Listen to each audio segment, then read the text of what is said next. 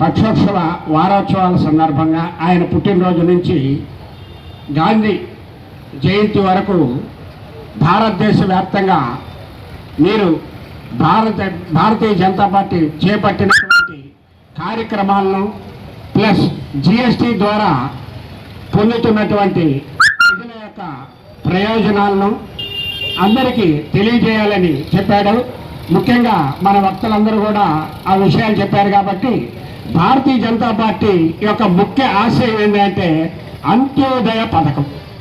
అంత్యోదయ పథకం అంటే భారతదేశంలో ఎవడైతే పేదవాడు ఉన్నాడో అలాంటి పేదవాడికి అన్ని పథకాలు అందాలి.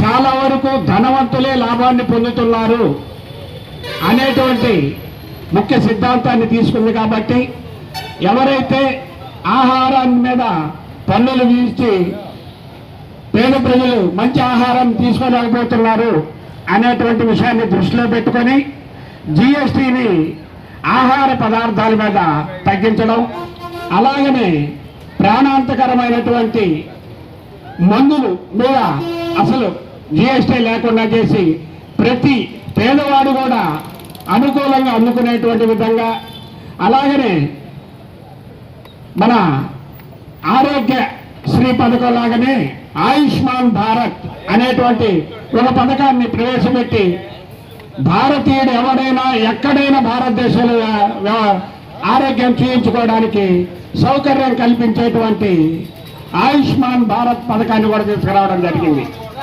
మనం పేదోడు పెద్ద పెద్ద హాస్పిటల్కి వెళ్ళి చూయించుకోలేడు. అలాంటి వాడికి 25 లక్షల రూపాయలు సంవత్సరానికి ఒక మానవుడు, ఒక మనిషికి. నువ్వు ఏ రాష్ట్రంలో అయినా ఏ హాస్పిటల్ అయినా చూపించుకో. అలాంటి సౌకర్యాన్ని మన భారత ప్రధాని నరేంద్ర మోడీ గారు అంత్యోదయ పథకాన్ని దృష్టిలో పెట్టుకొని పేదవాళ్లకు ఉపయోగపడేటువంటి అనేక మంచి మంచి కార్యక్రమాలన్నీ కూడా తీసుకొచ్చారు. అలాంటి కార్యక్రమాన్ని ఈరోజు ఈ అవకాశం ఇచ్చినటువంటి భారతీయ జనతా పార్టీకి ధన్యవాదాలు తెలియజేస్తూ విరమించు.